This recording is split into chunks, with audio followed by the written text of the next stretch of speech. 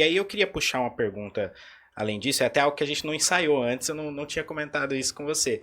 Mas eu queria conversar um pouquinho com você sobre o que você acha desse debate hoje em dia, que eu acho que é um debate que existe muito, principalmente entre as pessoas mais jovens, que é essa questão da vida saudável, vamos dizer assim, a vida saudável versus uma questão da pressão estética, né? Porque a pressão estética também é algo que é com certeza muito relevante nesse debate, né? Porque acho que tanto para homens quanto para mulheres, mas muito mais para mulher, né?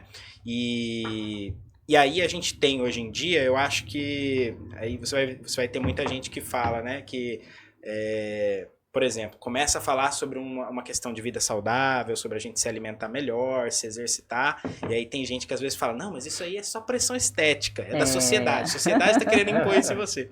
Então acho que é um debate interessante, se você puder dar a sua opinião sobre isso também, porque acho que às vezes as pessoas acabam meio divididas nisso, né? Sim, se é saudável, se é bom ou se não, é saudável, né? se é até a questão psicológica que você comentou quase agora do Monjaro, né?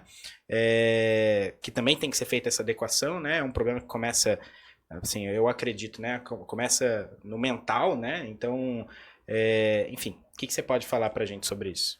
Olha, eu percebo, Gustavo, que hoje a gente vive numa nova geração, né? São outras demandas. Os adolescentes, inclusive, que tem aparecido no consultório, que eu tenho visto, né? É um desejo, né? Muito grande por, que eu quero ficar igual X atleta, né? E que eu quero ganhar musculatura a todo custo, né? Já tive casos ali que queriam e que já usaram, né? Os recursos ergogênicos, né? Anabolizantes, né? Na adolescência, né? É uma loucura, assim. Na adolescência, coisas assim gravíssimas, né? Eu sempre tento, inclusive, trazer esse paciente para mim, né? Ainda mais na adolescência, a gente não pode bater de frente. Então, assim, são duas vertentes, né? Eu acho que existe um limite, né? Existe também um problema chamado vigorexia, né? Que é quando a pessoa se enxerga, eu tô sempre fraco, né? Eu nunca chego no resultado. Então, de um certo modo, é saudável, até que não se extrapole, né? Não saudável até não ser mais. Até não ser mais, exatamente. Então existe também esse limite, né? E o limite tá muito ali no ponto de que isso não atrapalha a vida social, né? E outras questões de saúde também, né? Por exemplo, já tive casos de pacientes que começaram ali nessa empreitada, né?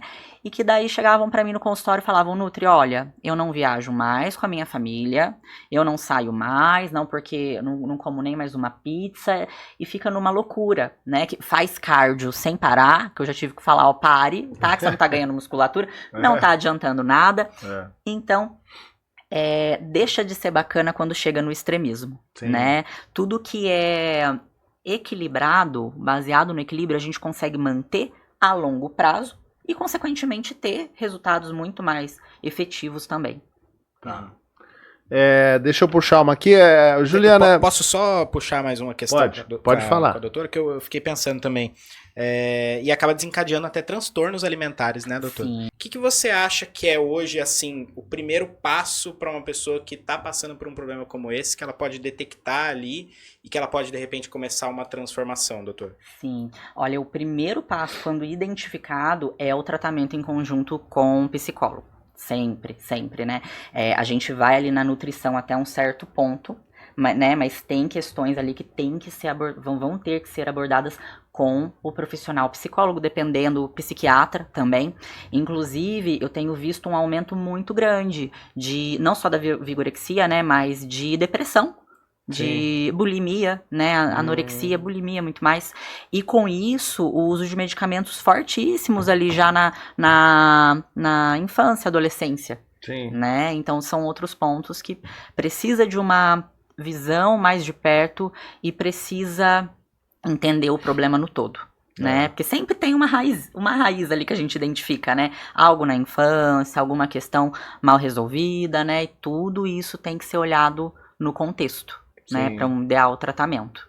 Antigamente eu acho que as mulheres tinham bastante esse negócio da anorexia, né? Porque Sim. antigamente parece que o padrão era da menina mais magra, né? Que tá voltando. Tá voltando Inclusive, agora? tá É? voltando esse padrão. Se você pegar ali atrizes, né, de Hollywood, Tapete Vermelho, Sim. o padrão ele tem mudado. Então a Ah, indústria tá tentando colocar, né, esse perfil Tá novamente. colocando de novo. Exatamente. A mulher tava começando a ficar mais forte, agora estão diminuindo a mulher de novo. Exato, exato. A gente vê também com essa questão de cirurgia, procedimento estético, o tanto que tem sido vendido, né, esse Sim. corpo perfeito. Sim. E o que eu falo muito no consultório, mulher tem útero. É. Não é verdade? Então, assim, esse órgão, ele não vai ter como estar sempre com o abdômen chapado, Sim. seco. Então, são coisas que a gente tem que considerar. Por isso que a composição corporal, ela também é de extrema importância.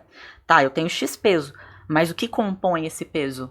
Né? Eu tenho X circunferência, mas como que tá hoje? Intestino, ciclo menstrual, Sim. né? Tem alguma doença associada, então a gente tem que ver isso com mais detalhes.